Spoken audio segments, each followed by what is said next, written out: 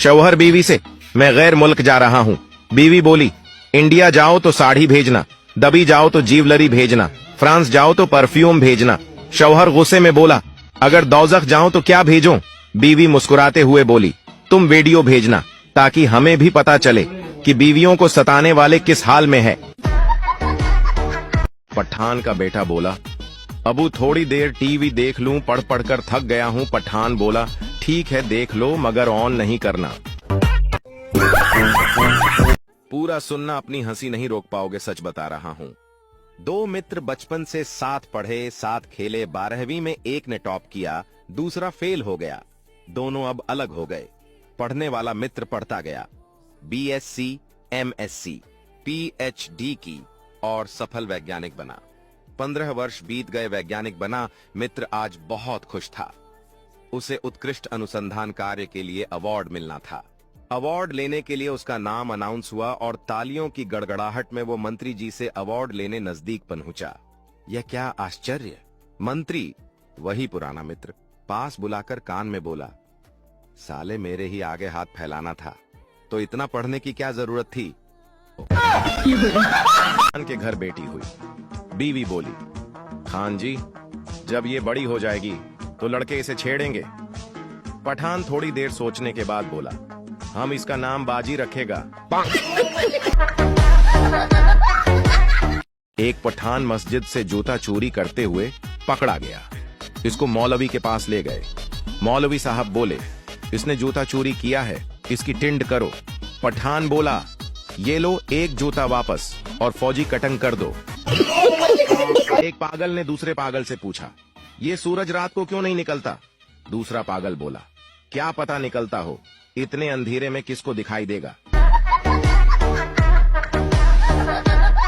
एक दिन पठान भाई रोजे की हालत में तस्बीह पढ़ रहा था। वहाँ पास खड़े एक शैतान से ये सब इबादत हजम नहीं हुई और शैतान ने गुस्से से बोला, आज तो इस पठान का रोजा तोड़कर ही जाऊंगा। शैतान उसी इरादे से पठान के पास आया और बोला, खान साहब, रोजा कैसा गुजर रहा है आपका? पठान बोला, आज गर्मी बहुत ज्यादा है और प्यास भी शिद्दत की लग रही है। शैतान बोला, इसमें सोचने की क्या बात है, जल्दी से अपना रोजा तोड़ दो। पठान बोला, मैं भी यही सोच रहा था, लेकिन मेरे पास पैसे ही नहीं है कुछ भी खरीदने के लिए। शैतान बोला, लो 10,000 रुपए और जल्दी से किसी 5 सितारा होटल जाकर रोजा तोड़ दो। पठान भाई जल्दी से एक शॉपिंग मॉल चला गया और फ्रूट्स और खाने पीने का सामान खरीदा और घर की तरफ चल दिया। शैतान ने आवाज दी, रोजा नहीं तोड़ना? पठान बोला, चल हट, इफ्तारी की तैयारी के लिए घर जा रहा हूँ।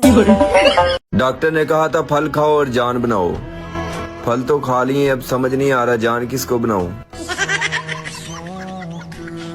पुलिस वाला गुस्से से, तुम सड़क के बीचों बीच चाय क्यों पी रहे हो?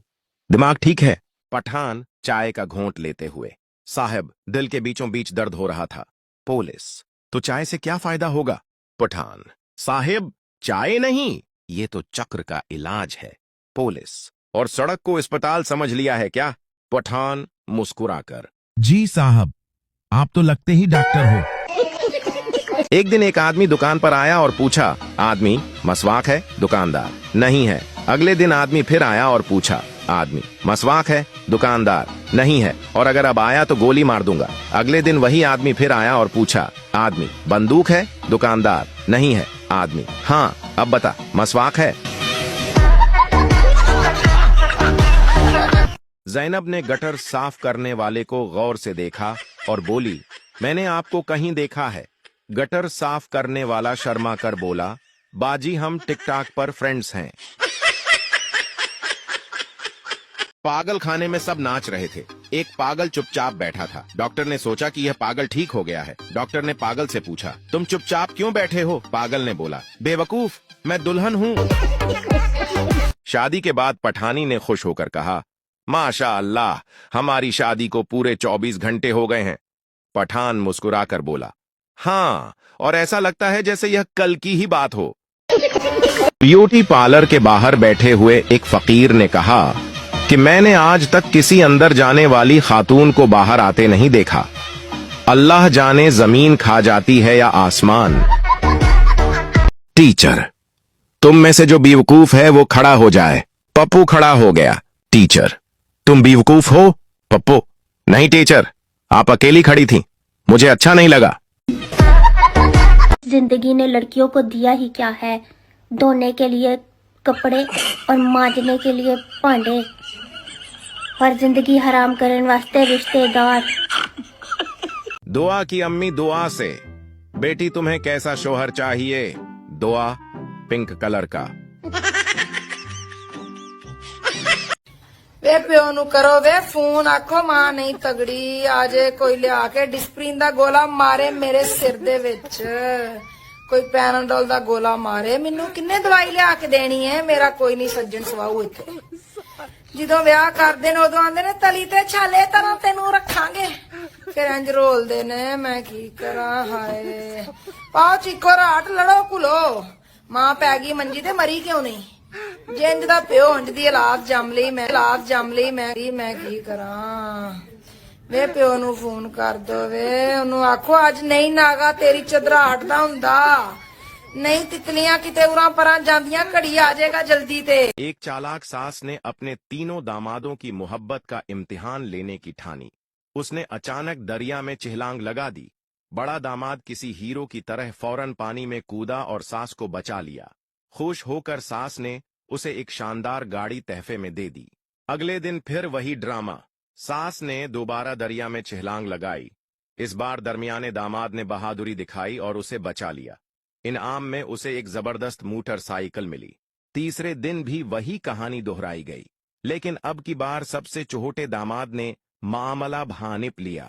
उसने दिल में सोचा, गाड़ी बड़े को मिली, मोटरसाइकिल दरमियाने को, अब तो ज्यादा से ज्यादा साइकिल ही मिलेगी, बचाने की क्या जरूरत।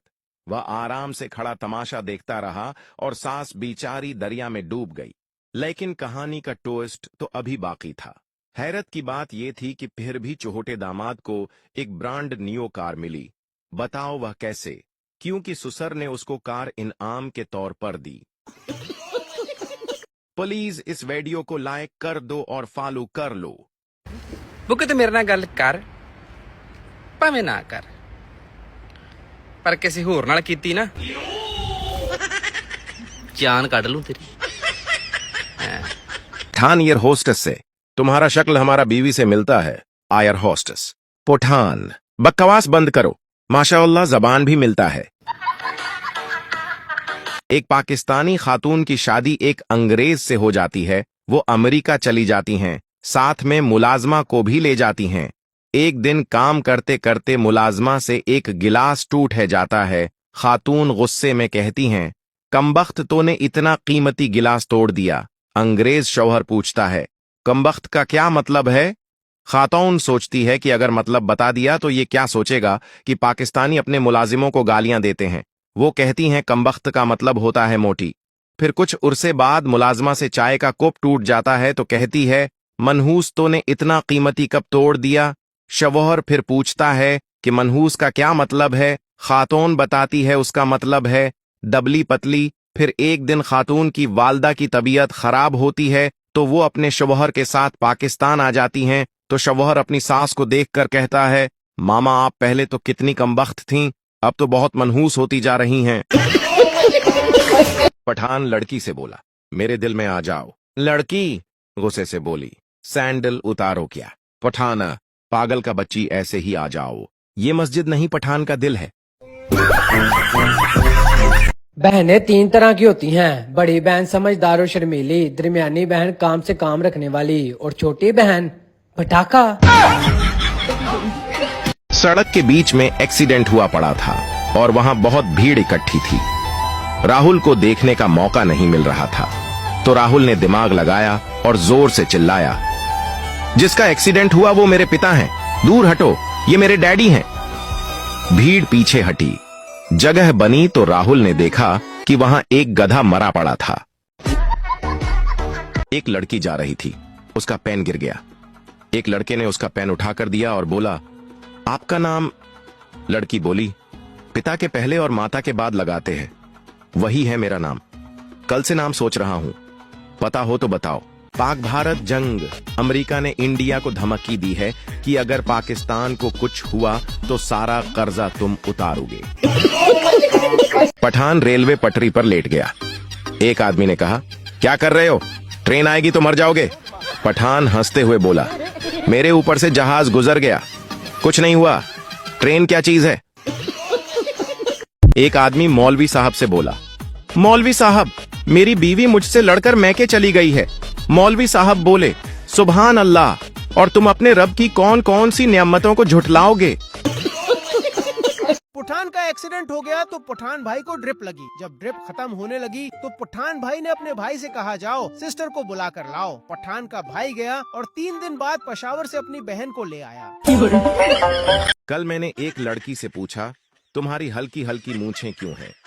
बोली, मैं अपने पापा पर गई हूँ।